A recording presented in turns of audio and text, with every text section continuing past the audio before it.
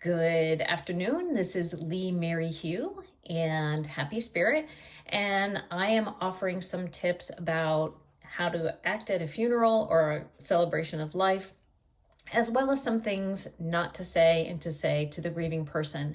There's a lot of information out there on the internet about this, so you can pretty easily Google what not to say to someone who's grieving. But since this is what I do and my channel covers it, I just want to touch base. So when you walk into a service, it is okay to smile. It is okay to tell jokes if the people around you are telling jokes. It doesn't necessarily have to be a very somber service, particularly if it's more a celebration of life. The first few funerals I went to, I was not sure what to say or do, and observing other people, and now in the services I provide, oftentimes some people may be crying, but other people's may be telling a funny story or just happy to see someone they haven't seen in 10 years and greet them warmly with a smile. So that's normal. The other thing I am not seeing is wearing a lot of black anymore. I ask the family, what do you want me to wear? I have not had anyone ask me to wear all black. So people are showing up usually in some black, like a black skirt or a little bit of that, but very often people are coming dressed in something more colorful and a lot more casual than has been the tradition in the past. So what are some things that you do not want to say? One of the first things I would suggest is any kind of religious platitude, such as, oh, God must have wanted them, or heaven is a better place because they're there, or have you read Psalm 23? That is not necessarily validating their experience there. It might make you feel better, but it's not addressing where the bereaved person is at. And we always want to make sure in these conversations that we're following their lead, what they need. If they're laughing and smiling or appear comfortable or accepting, we don't want to lean in with a statement like, oh my God, it's so awful and hard, if they're not in that place. And it's important to allow them to share what they want and need versus you going in with whatever you think is going to comfort yourself. For example, you may say, oh, well, when my mom died, this is what happened. Everyone was crying and fighting. That's again about your experience, and we want you to be there for the person who is grieving. One of the things that happened to me after my boyfriend passed, which led me into spiritual counseling and hospice, as well as being a licensed therapist and professional coach, someone said to me at a large event, oh, I feel he's all around us. He's here with us. Almost like, it's okay, he's dead. And I did not feel that way. I did not feel comforted by that message. In fact, I felt guilty and angry because I felt guilty. I didn't feel him. I'm like, where is he? And I'm like, I'm sleeping in a bed alone at night. I don't feel him. And it made me angry just because I felt like I shouldn't be grieving, that he's here and I don't need to be sad, and that did not work. So even if you're experiencing the deceased person all around you, I wouldn't offer that as the first thing you offer to the bereaved person. Along that lines, I would not provide any unsolicited advice like, oh, you're not sleeping, I understand, you should take some sleeping pills, or how I got over my grief was going over to Holland and seeing tulips being harvested, or whatever it may be. We don't want to offer any unsolicited advice. Some people tend to manage their grief by being very busy and cleaning out things, and other people do the complete opposite. They may manage their grief by being in bed, sleeping more, not leaving the house. And either of those at extremes are not healthy, but in terms of the immediate coping, they get to grieve the way that they want. So some people go back to work very quickly. Other people take a lot of time off. We don't need to give them advice. All we do is following their lead of what they're doing and supporting them in their best place. Another thing we want to be careful not to say is, oh, what can I do for you? What do you need?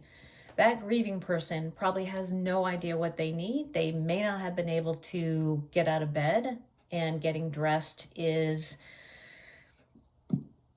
an effort. getting dressed for a funeral and putting on makeup, from my experience, it was challenging. You know, it was challenging. So we don't want them to work any harder. What do you need? Drop something off, make something available to them, maybe giving passes to a movie, whatever it is you can think of that doesn't require them to have effort. It's very common for people to drop off food. And that's not really a bad thing, because there's usually a lot of people in the home that are eating the food, or the loved one or the bereaved one doesn't want to eat. So having food there can be comforting. From my own experience, the thing I needed most was toilet paper.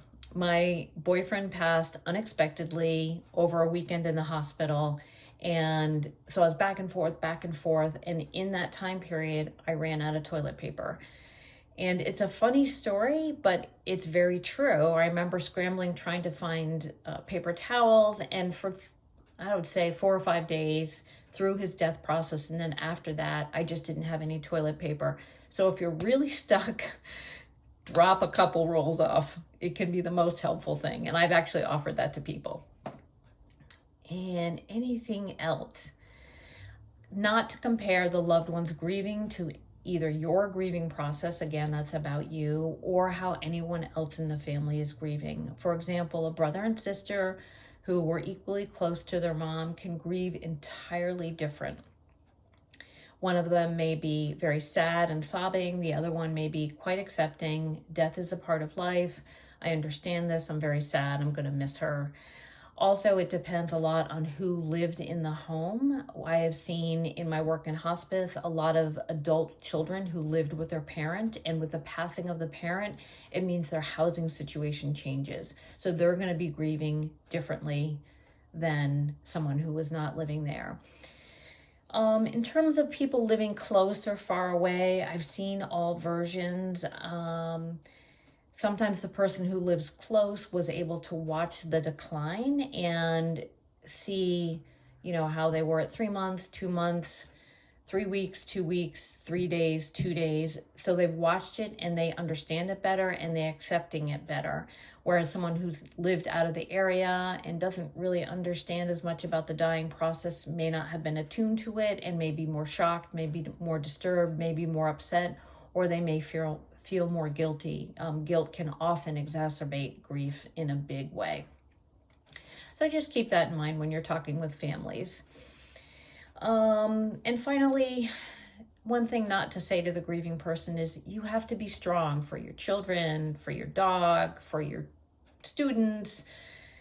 They don't have to be strong. Eventually, they will recover. They'll pick up the parts of their life that they can take on going forward, but they really don't have to be strong. Based again on my experience of grieving, I found this was the one thing out of everything in my life that really took me out at the knees and was very unpredictable.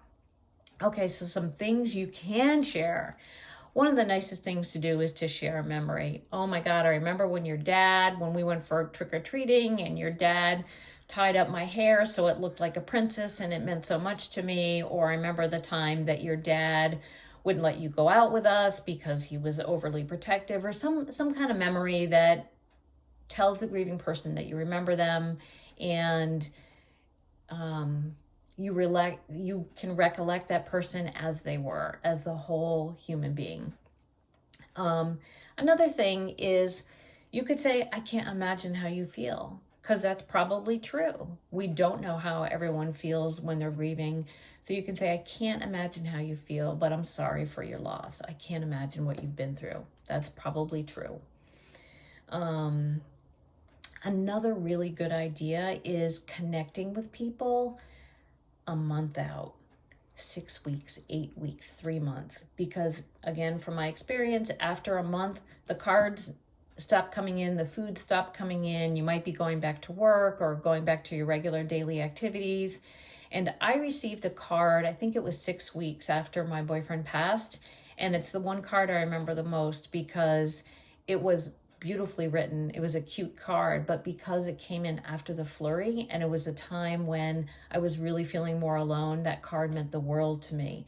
So know that people typically pull out after the 4-week mark. And if you can continue to land with that person in the family, whether it's a text, cards are amazing because people sit down and read cards. So I am a big fan of using cards to stay in touch with people. That's another thing you can do. And finally, if you want to include some kind of spiritual references, you could say, I actually said this to my cousin this week, what would you like me to pray for you and your mom? Because it was my aunt who's passing. How would you like me to pray for you? Or if you're not religious or they're not religious, I often use the phrasing, what can I put in the light for you? And people will say, they don't know what that is, but they'll say, please just put in the light that I can get a good night's sleep. Please put in the light that my son is able to fix the electrical work so we can get the house on the market. Those kind of things. What can I put in the light for you? How can I pray for you? Alrighty, those are my encouragements for attending funerals and how to speak with someone after they've lost a loved one. Look forward to seeing you in the next video.